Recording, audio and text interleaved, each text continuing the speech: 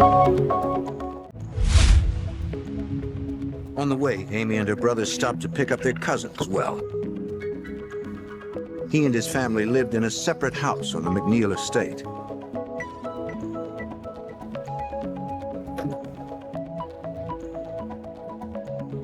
At about 7:45, they were finally on their way to class. Then, from behind an abandoned truck, a sedan pulled out across the road, forcing the teenagers' Jeep off to the side. A gunman jumped out of the car and approached the Jeep. He demanded that Amy get into the sedan. The blonde-haired man warned her brother not to contact the authorities.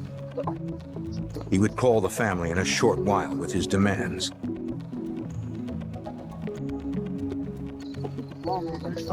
Instinctively, the teenagers started to get out to help his sister. Leave and go home, boy! But the kidnappers threatened to kill him and his sister if he tried to follow them. As they raced off with the 13-year-old, the teenagers couldn't make out the license plate. In a matter of seconds, the girl was gone. Alright, in the next part of the clip, we hear on the way, Amy and her brother stopped to pick up their cousins well. So to stop to pick up someone means you pause your trip to give them a ride. It's a super common phrase in daily English, especially for errands or giving someone a lift. For example, I stopped to pick up some groceries on the way home. She stopped to pick up her brother from the airport. Alright, let's break down something really interesting our narrator does here. Did you notice how cousin as well sounds a little different? Amy and her brother stopped to pick up their cousin as well. It actually sounds like cousins well. This is a perfect example of something we call connected speech. So native English speakers don't usually say every word separately, like cousin as well. Instead, they often link words together, making the sounds blend. In this case, we have two things happening. First, linking consonant to vowel. So the word cousin ends with an N sound and as starts with a vowel sound. When a word ending in a consonant is followed by a word starting with a vowel, we often connect them. Think of it like the N sound jumping over to the next word. Second, assimilation and sound blending. More specifically, when cousin and as are said quickly together, the sounds sort of melt into each other. The sound you hear is actually from the word as, but because of how it connects with cousin, it sounds like cousin as well. It's like the sounds are becoming more similar or blending together smoothly. Listen again. Cousin as well, cousins well. Now, this is why understanding connected speech is so important. It helps you not only hear and understand English more clearly, but also to sound more natural when you speak. Keep an ear out for more examples like this as we continue watching. They lived in a separate house on the McNeil estate. An estate is a large property usually owned by a wealthy family, often with multiple buildings or a lot of land. It definitely sounds more formal and upper class. For example, the guest house is located on the family estate. She grew up on a countryside estate with horses and fields. At about 7:45, they were finally on their way to class. To be on one's way means you are finally heading towards your destination after any delays. It's a very flexible and friendly phrase, not just for travel, but sometimes for life direction too. For example, after packing up, we were finally on our way to the airport. We're on our way to the museum now. Alright, then the dramatic action begins. From behind an abandoned truck, a sedan pulled out across the road, forcing the teenager's Jeep off to the side. Let's break down these verbs and scene setters. First, an abandoned truck. An abandoned object is simply one that has been left unused or uncared for. Here, it sets the scene perfectly. Something appears suddenly from a hidden spot behind this neglected truck. Next, a sedan pulled out. This means the car drove forward from a hidden or stopped position, usually quickly and sometimes unexpectedly. And this action ended up forcing the teenager's jeep off to the side. When you force a vehicle off the road or to the side, you make it leave its normal path, often to avoid a collision or stop it. These are all dynamic action words, great for describing movement in crime or suspense stories. Following that, a gunman jumped out of the car and approached the jeep.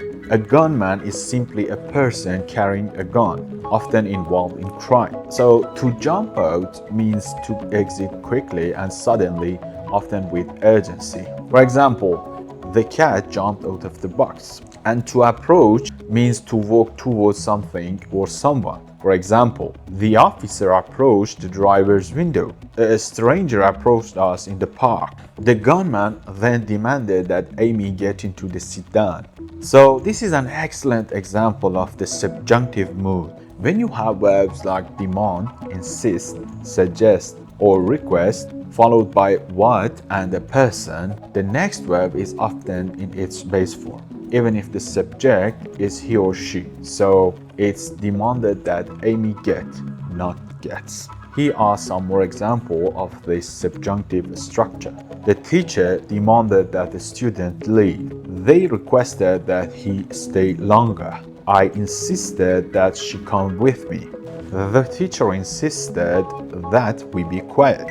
The narrator continues, the blonde-haired man warned her brother not to contact the authorities. He would call the family in a short while with his demands. So, blonde-haired man is a straightforward description phrase to identify someone. No, not to contact the authorities means he warned him not to report this to the police or official agencies. Authorities refers to those legal bodies. For example, the note said not to contact the police. She warned him not to call the authority. The gunman warns he would call the family in a short while with his demands. Here, would call is another example of future in the past. So, the gunman in the past intended to call in the future, and the narrator reports that intention using would, the past tense of will. So, let's compare tenses here. For example, present future. He says he will call the family soon. Past. He said he would call the family soon. Here are more examples. He said he would return by evening. They promised they would send help. And in a short while means in a short period of time, basically soon. It's a slightly softer, vaguer way to say soon. While can also mean during a time. In this phrase, it's used as a noun, meaning a brief time. For example, I'll be back in a short while. It's been a while since we talked. Next, we hear instinctively the teenager started to get out to help his sister. So the adverb instinctively describes an automatic emotional response acting without thinking. It's a natural, almost reflex-like reaction. For example, instinctively she stepped back from the edge. He instinctively caught the falling glass. She instinctively protected her child. The kidnappers yell, "Leave and go home, boy." This is an imperative command, a direct order. So notice how the word boy here is informal and threatening or demeaning, not affectionate. It's used to assert dominance. And they followed up with a clear threat. The kidnappers threatened to kill him and his sister if he tried to follow. This is a standard format for a threat. Threaten to verb if some condition. For example, they threatened to call the police if we didn't leave. He threatened to expose the truth if fired. Finally, the narrator recounts as they raced off with the 13-year-old, the teenagers couldn't make out the license plate. To race off means to drive away quickly.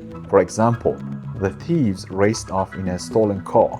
He raced off without saying goodbye. And to make out something means to see or hear it clearly, especially when it's difficult. For example, I couldn't make out the street sign in the fog. Can you make out what he's saying? So this segment ends with a powerful, concise sentence. In a matter of seconds, the girl was gone. So this dramatic expression emphasizes that everything changed incredibly quickly. Using a short, impactful sentence like this is fantastic for creating emotional punch and leaving a lasting impression. You can use "in a matter of time" to show how fast something happens. For example, in a matter of minutes, the fire spread. In a matter of hours, the news went viral. In a matter of days, everything changed. Practice time. Alright, that was a lot of new English, wasn't it? Now it's practice time. Let's test your understanding with a few questions. Choose the best answer.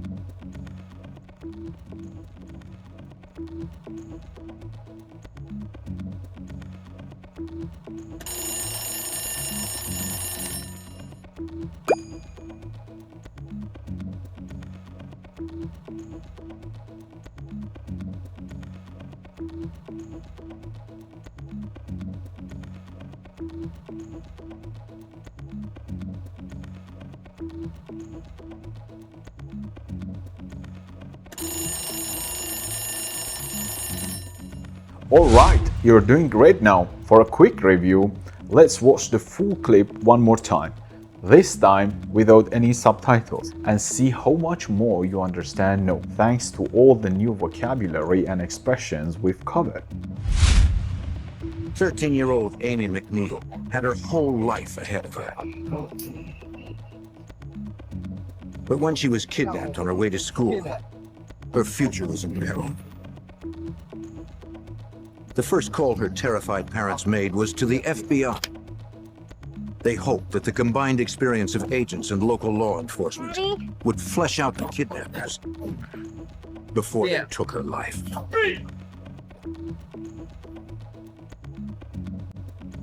Wealth has its rewards, but it also brings its dangers.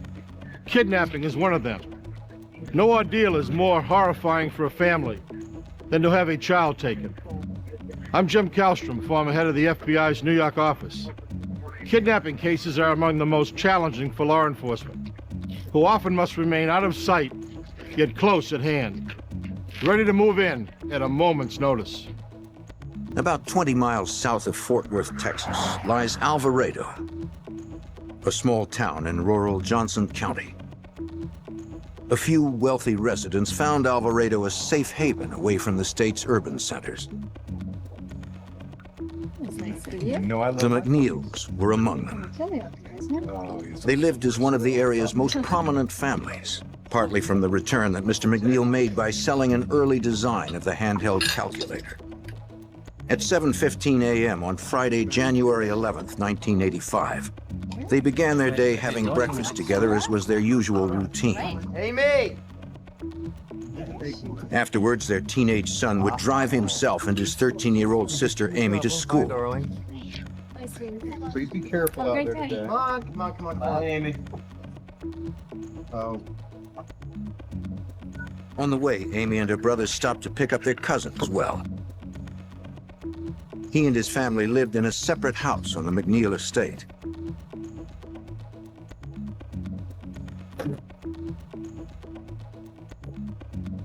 At about 7:45, they were finally on their way to class. Then, from behind an abandoned truck, a sedan pulled out across the road, forcing the teenagers' Jeep off to the side. A gunman jumped out of the car and approached the Jeep. Yeah, well, bro. It's kidnapped. He demanded that Amy get into the sedan. The blonde-haired man warned her brother not to contact the authorities. He would call the family in a short while with his demands.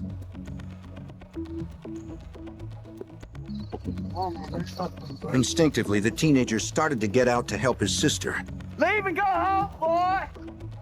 but the kidnappers threatened to kill him and his sister if he tried to follow them. As they raced off with the 13-year-old, the teenagers couldn't make out the license plate. In a matter of seconds, the girl was gone. Alright, you've made it through. Before you go, I love to hear from you. Let me know in the comments below. What was your favorite new phrase or expression from today's episode? Just type it below and tell me why you like it. Now, if you really enjoy this kind of English lesson, learning through real shows and authentic contexts, just type more in the comments and I'll get to work on another one for you very soon. Don't forget to hit the like button, subscribe if you haven't already, and see you in the next lesson.